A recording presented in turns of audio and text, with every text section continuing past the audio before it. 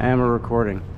This is called a team-based unsupported pickoff. So unsupported meaning that our subject is clinging and not hanging on a line. So we don't have to do a line transfer at all on this one. To show you what's going on, the yellow and the red through the directional, this is just simulating the rescuer's system on a main and a belay. And we have a double long tail bow line, small gain. The yellow is my backup, which is connected to my harness on the sternal point with a prusik to one of the tails of the long tail. And then the other tail, the long tail, is the red. And this is preset. I've got some rigging for my subject for their backup. And in the yoke of the double long tail, I have my primary connection on my Aztec. I'm not going to use this unless I actually need to. It's just here just in case. I could easily just connect directly into the yoke directly, or just extend it with a purcell or sling. And that's what I did for my subject. I also connected that into this adjustable purcell. It gives me some options, and so it's made with 120 inches of 6mm, and that's also connected to like a seat harness that we have. And I'm just going to get lowered and then get to my subject. He's Jan, who's below me, and so Jan, if you want to take the camera. There you go. Hurry for down. There we go.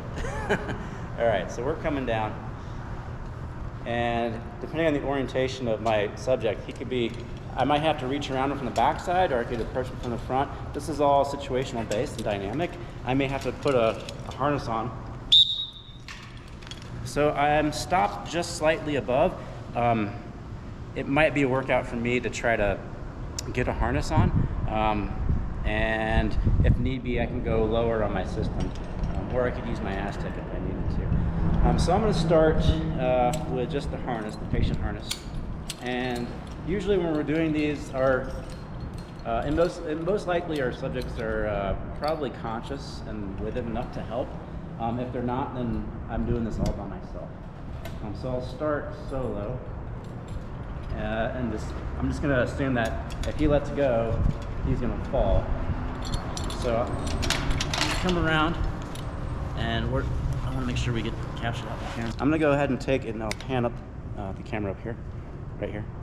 So I'm going to take the purcell, and I'm going to extend it down. This is why I like the purcell. I can extend it down a little bit to make these micro adjustments, so I can clip in.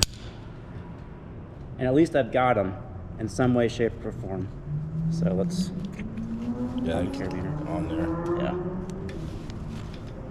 This carabiner may need to be taken out of service because it doesn't want to spin, but you get the idea. All right, and then I'm going to cinch up. Then I'm going to address the leg loops. And I'm going to say, Jan, you're pretty much stable, so you can let go and go hands-free. And now I'm going to have him put his leg loops on. So unclip and go between your legs. And we want these to get as high as we can through the crotch. And all this is dependent on how reliable my subject is. Can I coach them, how uncomfortable or comfortable they are, and their ability to follow commands. Okay. So while Jan is getting that on, let's go over the backup system for Jan. So if we just left it at that and had a seat harness, I would bring the long tail, or the prusik that's on the long tail of his backup, down, and I could connect this carabiner in right to his ventral ring.